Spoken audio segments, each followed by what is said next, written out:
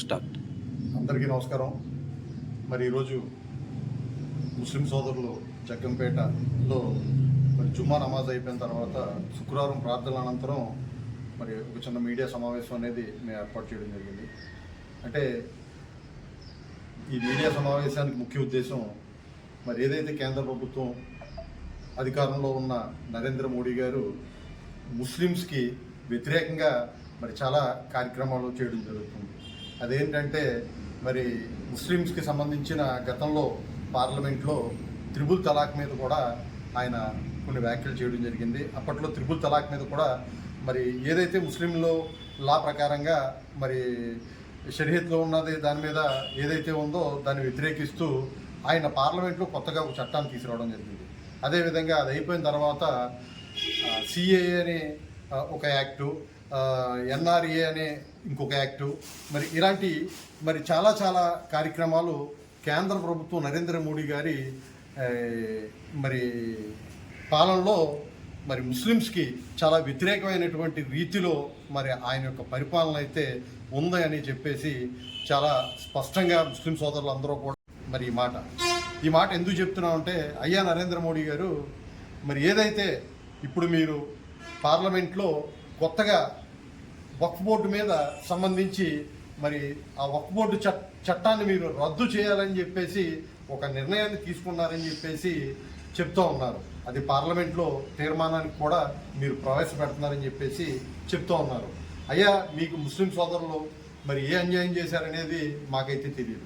ఎందుకంటే మేమందరం కూడా ఇక్కడ ఉన్నటువంటి హిందువులు కానీ, ఇక్కడ ఉన్నటువంటి క్రిస్టియన్స్ కానీ, ఇక్కడ ఉన్నటువంటి ముస్లిమ్స్ కానీ, అంటే మతాలకు అతీతంగా మేమందరం కూడా కలిసికట్టుగానే బాయి అనే విధంగా మేమందరం అయితే మరి కలిసికట్టుగా ప్రయాణం చేస్తూ ఉన్నాం. ఎందుకంటే హిందువులు పండుగలు ఏదైనా ఉంటే మా ముస్లిమ్స్ చెప్తే మేము అక్కడికి వెళ్తూ ఉన్నాం. మా రంజాను బక్రీదులకి వాళ్ళు మా దగ్గరికి వస్తూ ఉన్నారు. మరి ముఖ్యంగా రంజాన్ మాసంలో అయితే ఇఫ్తార్ విందులు కూడా మరి హిందూ సోదరులు అయితే మాకు ఇవ్వడం జరుగుతూ ఉంది ఒక ఆనవాయితీగా. మరి ఇలాగ మేము అందరం కూడా కలిసికట్టుగా ఉన్న ఈ యొక్క మత విద్వేషాలని మీరు రెచ్చగొట్టి మతాల మీద చిచ్చు పెట్టే విధంగా మీ యొక్క పరిపాలన అంటూ సాగుతుందని చెప్పేసి మేమందరం కూడా ముస్లిం సోదరులు చాలా బాధతో చెప్తూ ఉన్న విషయం ఏంటంటే, మాకు ఇప్పటిది కాదు ఈ వక్ఫ్ బోర్డు చట్టం, ఎన్నో ఏళ్ల నాటి ఈ యొక్క చట్టాన్ని రద్దు చేసి మీకు అనుగుణంగా ఈ యొక్క చట్టాన్ని అమలుపరుచుకునే విధంగా మీరు ఈ వక్ఫ్ బోర్డు యాక్ట్ని కూడా మార్చాలనే ఉద్దేశాన్ని మీరు విరమించుకోవాలని చెప్పేసి ముస్లిం సోదరులు అందరూ కూడా ముక్త కంఠంతో మరి ఏదైతే మరి ఇండియాలో ఉన్నటువంటి ముస్లిం సోదరులు అందరూ కూడా పార్లమెంట్లో ఉన్నటువంటి మన రాష్ట్రపతి గారికి ఈమెయిల్ ద్వారా కూడా మెసేజ్లు పంపడం జరిగింది. ఇప్పటిదాకా ఎన్నో లక్షల మెసేజ్లు, అదేవిధంగా వాట్సాప్ల ద్వారాగా, ట్విట్టర్ల ద్వారాగా, అదేవిధంగా ఫేస్బుక్ ద్వారాగా, అంతేకాకుండా మరి పోస్టర్ల ద్వారాగా కూడా మరి ఈ యొక్క చట్టాన్ని మీరు అమలు చేయకూడదు అని చాలా గట్టిగా, చాలా ముక్త కట్టతో ముస్లిం సోదరులు అందరూ కూడా తీసుకున్న నిర్ణయాన్ని మీరు శిరస వహిస్తారని చెప్పేసి మేము అందరం కూడా ముస్లిం సోదరులు అందరూ కూడా మీకు సమన్వయంగా విజ్ఞప్తి చేస్తూ ఉన్నాం.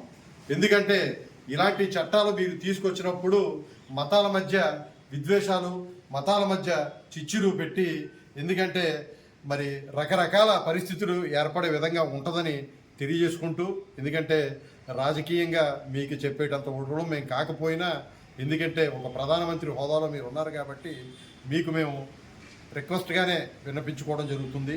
అదేవిధంగా మరి యొక్క చట్టాన్ని మీరు వెంటనే ఉపసంహరించుకోవాలని, ఇలాంటి తీర్మానాలు మరి ముస్లిమ్స్ చట్టాల మీద ఉన్నటువంటి తీర్మానాలని మీరు రద్దు చేయకూడదని చెప్పేసి, అలాంటి ఏదైతే యథావిధిగా ఉన్నాయో ఆ చట్టాలని అమలు చేయాలని చెప్పేసి కోరుకుంటూ సెలవు తీసుకుంటున్నాం.